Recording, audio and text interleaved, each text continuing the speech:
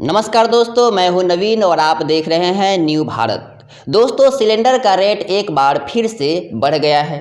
अब रेट को बढ़ना कहेंगे या महंगा कहेंगे, ये आपको समझना है, या फिर देश के जीडीपी में आपका योगदान कहेंगे। लेकिन मेरे लिए ये रेट महंगा है।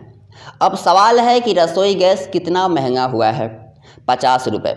यही नहीं, इससे पहले भी इसी साल 50 रुपये बढ़ाए गए थे और अब फिर से बढ़ाए गए हैं।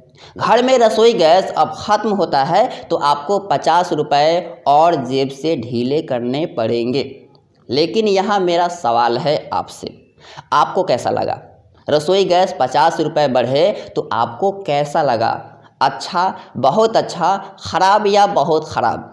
दोस्तों, कमेंट करके आप अपना आंसर हमें दे सकते हैं। खैर, अब जब बढ़ ही गया है तो इसका क्या रोना? इसमें मोदी सरकार की क्या गलती है? देश के विकास के लिए ही तो बढ़ाया गया होगा। ये कोई मुद्दा है? मीडिया ऐसे छोटे मोटे मुद्दे पर बहस नहीं करती दोस्तों। मीडिया तो बड़े बड़े मुद्दे तलाश करके बड़े बड़े मुद्दे पर डिबेट करती है।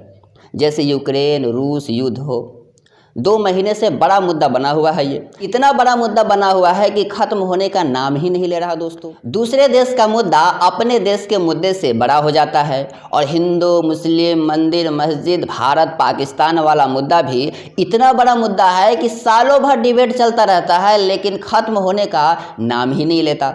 लेकिन बेरोज़गारी, महंगाई, अशिक्षा, गरीबी, ये मीडिया के लिए इतना छोटा मुद्दा है दोस्तों कि इस पर बहस ही नहीं करती। पेट्रोल डीजल का रेट 100 रुपये से 200 रुपये लीटर क्यों ना हो जाए, किसी को कोई फ़र्क नहीं पड़ता, न जनता को, न मीडिया को, न सरकार को। लेकिन विपक्ष को फ़र्क पड़ता है दोस्तों, मीडिया से आप सीख सकते हैं कि सवाल पूछने के कई तरीके होते हैं। सवाल ऐसा कि सवाल करने वाले से ही सवाल कर लिया जाए। दरअसल रसोई गैस महंगा हुआ तो कांग्रेस के तेज तर्रार नेता पवन खेरा ने महंगाई को लेकर सरकार पर कुछ सवाल उठाए, तो मीडिया ने सरकार की ओर से ही पवन खेरा पर ही सवाल उठा दिया। वो ये कि आप तो सड़क पर दिखते ही नहीं। यही हुआ दोस्तों। कांग्रेस नेता पवन खेरा ने सिलेंडर की बढ़ी हुई कीमत पर प्रेस कॉन्फ्रेंस की, और हुआ यूँ कि प्रेस कॉन्फ्रेंस में ही मीडिया ने पवन खेरा से सवाल कर दिया, आप महंगाई के मुद्दे पर सड़क पर दिखते ही नहीं, ये बात बोली। इसके बाद पवन खेरा ने मीडिया को वो लताड़ लगाया कि मीडिया की सच्चाई सामने आ गई। पहले आप ये वीडियो देखिए। सड़कों पर कब नहीं दिखते आपको? मैं तो एक बात आज तक नहीं समझ में आती, हम आपको सड़कों के अलावा दिखते कहां हैं ये बताइए। हमारे तमाम राज्यों की इकाइयां निरंतर सुबह से शाम तक यही मुद्दे उठाती हैं।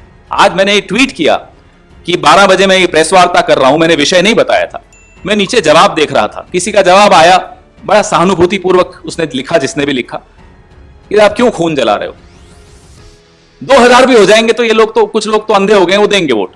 नहीं, बात वो नहीं। हम खून जलाएंगे, हम ये मुद्दे उठाएंगे। पूरा भरोसा है इस देश के लोगों पर कि वो धर्मांध नहीं है, वो नफरत की आग में नहीं झुलसेंगे।